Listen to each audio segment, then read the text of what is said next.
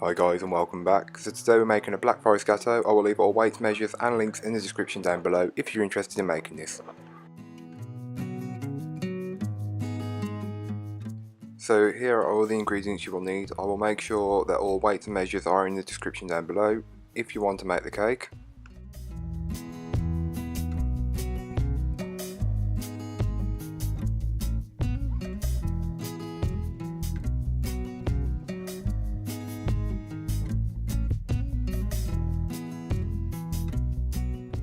To start this recipe off, you'll want to put your butter into a mixing bowl along with the sugar, and then add in all of your eggs.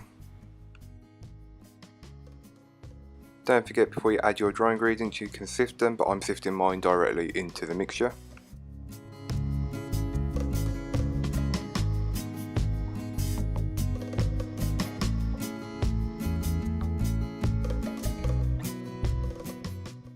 If you are using a stand mixer like myself, you will want to have it on the minimum speed or a low, just to incorporate all the bits at first, because you don't want it to go everywhere, and then you will add your milk, which will help bind it together.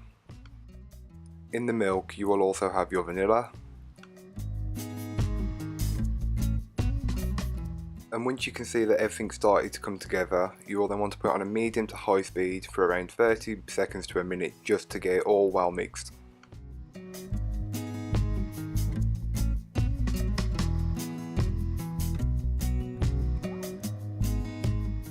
So once you've got your cake batter ready, I weighed mine out so I could split it between the tins equally, but you don't have to, you could just eyeball it. I'm guessing that you'll be do pretty well. I like to measure mine so they all bake at roughly the same time. Once you've got all your cake batter divided between your tins, you will then want to level it out. It will do it in the oven, but leveling it out beforehand also helps. Then you will want to bake it. I'll leave times and temperatures in the description down below. So here is what my cakes look like once they were fresh out of the oven. Once you've removed them from the tins, you'll want to put them on a cooling rack just to cool down.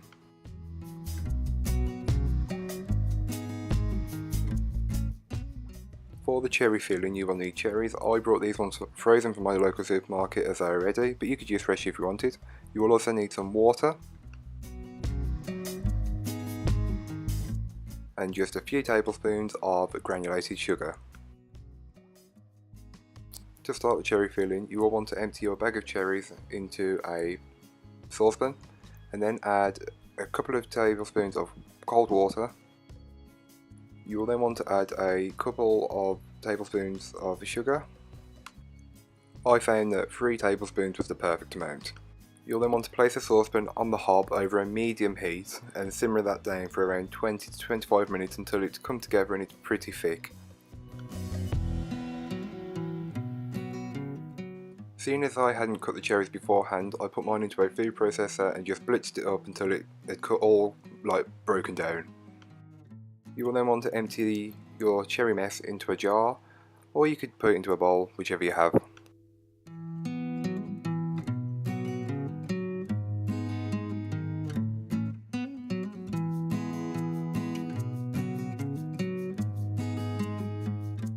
So for the filling and the crumb coat, you will need to whip up some cream. You don't want to whip it as far as stiff peaks, you just want it to be just a bit further than soft peaks. Be careful not to over whip the cream, as this will give it a grainy texture and will not taste very nice.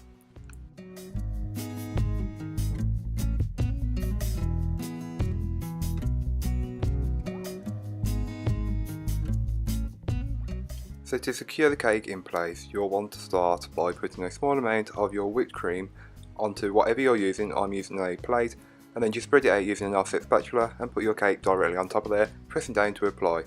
You'll then want to put a ring of whipped cream all the way around until you've got a nice layer, and then level it out using an offset spatula.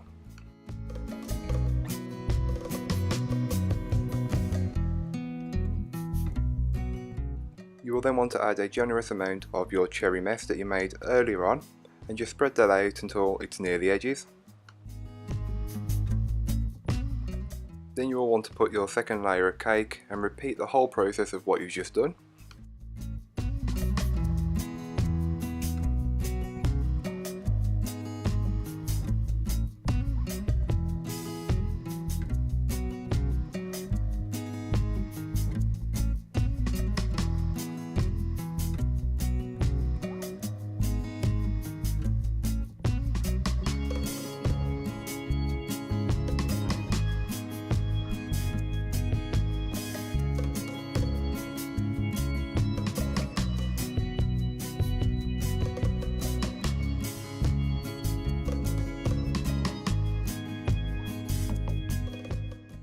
You will probably notice that some of the whipped cream filling has come out, but don't worry, that's not an issue. You'll just want to scrape it around to apply the crumb coat, and then put the rest of your whipped cream on top and just apply a generous coat, but then scraping a majority of it off so it's just a crumb coat to lock in all them crumbs so it don't ruin the end result of your cake.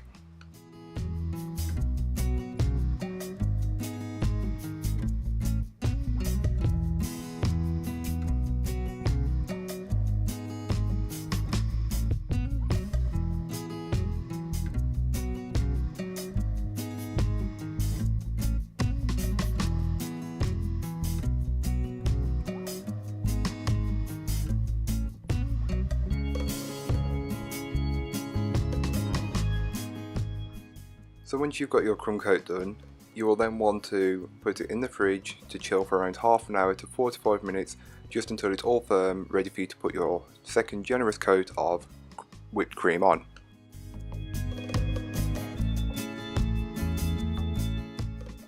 So while your cake is chilling in the fridge, you will want to whip up some more cream to the same stage as earlier on, and then you'll want to put a generous amount on top, trying to get that as smooth as possible. And then whatever falls over the sides, just spread around using a spatula to try and get this nice coat on the cake.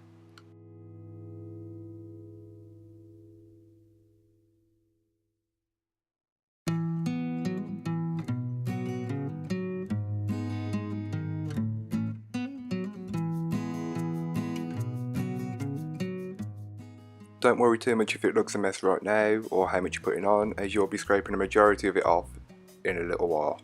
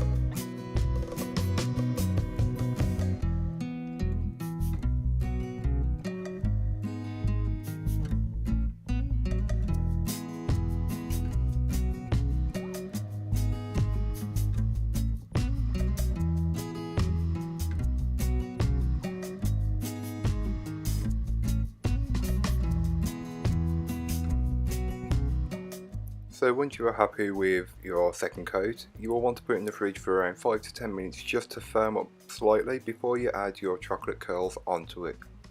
You will want to apply the chocolate curls to the sides of the cake by getting a handful, putting them at the bottom and dragging them up, being careful not to get them on the top.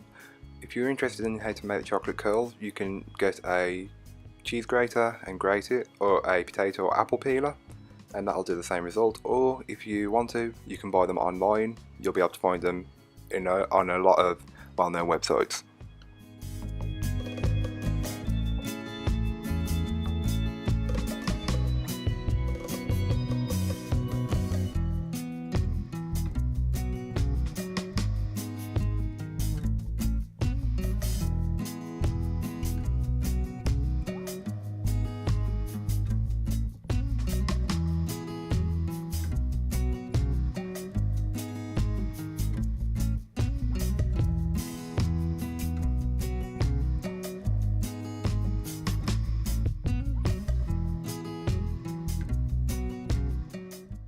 So once you are happy with the coat of chocolate curls you've put onto the cake, you are almost done. You can put that in the fridge just to firm up for around 10 to 15 minutes if you want to.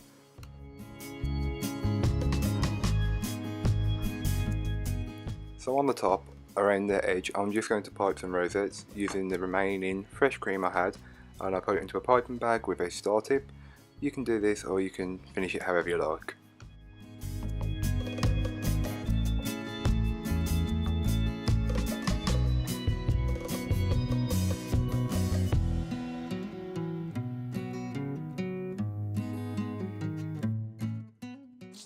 And it wouldn't quite be a Black Forest Gâteau without some maraschino cherries, or cocktail cherries as you may know them.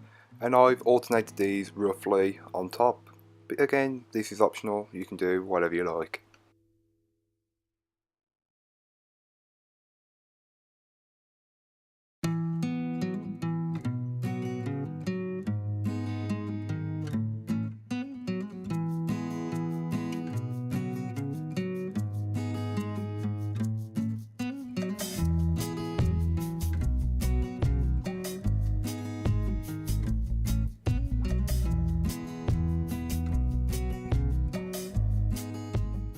And just to fill in the gap on top, I'm just adding some more of the chocolate curls to fill in the circle on top.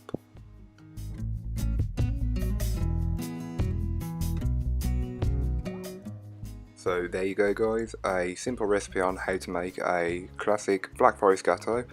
You can add kirsch to this, but I didn't want it as I don't drink. So thank you for watching. If you enjoyed, don't forget to like, comment and subscribe, and check out my social medias. I post on Instagram daily, so check me out. Bye guys.